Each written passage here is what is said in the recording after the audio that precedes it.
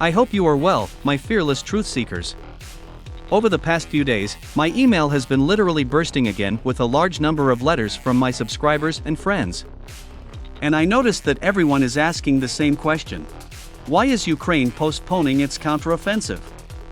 So, after analyzing this situation, I came to quite convincing conclusions. In this video, I will briefly state my point of view, and hope that you all will finally get an answer to this question.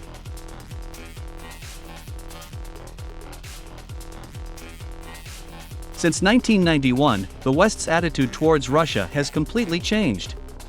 The West, led by the United States, began to talk to Moscow not only from the position of the winner, but also from the position of the owner, who demanded full obedience from his subordinate. All this led to the fact that Western officials, including the military, began to underestimate Moscow's capabilities not only in the economic sphere, but also in the military sphere. As a result, the vigilance and caution of the West have been completely degraded.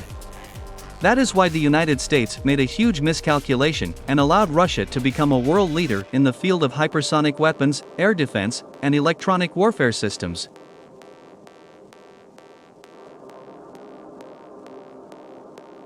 Excessive self-confidence and the belief that Russia will never be a match for the United States eventually played a cruel joke with the so-called collective West.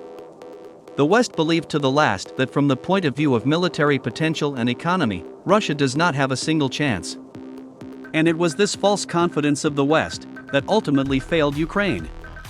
For almost 7 months, President Zelensky has been talking about the counteroffensive of the armed forces of Ukraine. However, this counteroffensive was constantly postponed. The reasons were different, as they said, starting with weather conditions and ending with a shortage of weapons. The last official statement about the counteroffensive was made in December 2022.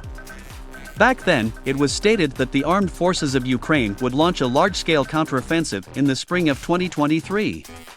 But as we can see, spring is almost over and summer has come, and we still have not seen the promised offensive. This is explained by the fact that the West and in particular NATO have become more serious about the armed forces of the Russian Federation. North Atlantic Alliance has noticed that it cannot supply the Ukrainian army with uninterrupted supplies of weapons.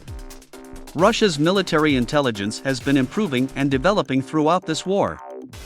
This explains why the Russians began to accurately determine the storage locations of Western weapons and use high-precision missiles to destroy them.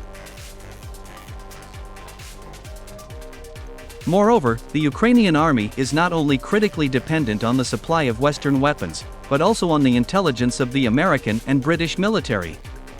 And the latest Russian electronic warfare systems, along with an improved disinformation system, have practically nullified the supply channels of intelligence to the Kyiv command. That is why President Zelensky is in no hurry to launch a counteroffensive. At the moment, NATO and the Pentagon are completely reconsidering their attitude toward Russia in the military and economic spheres. It seems that the West has finally realized that Russia is not Iraq or Libya, where the Western coalition supplied its troops with weapons and intelligence without any problems. Whether the West will be able to achieve at least some success in the confrontation with Russia, we will most likely find out in the winter of 2024.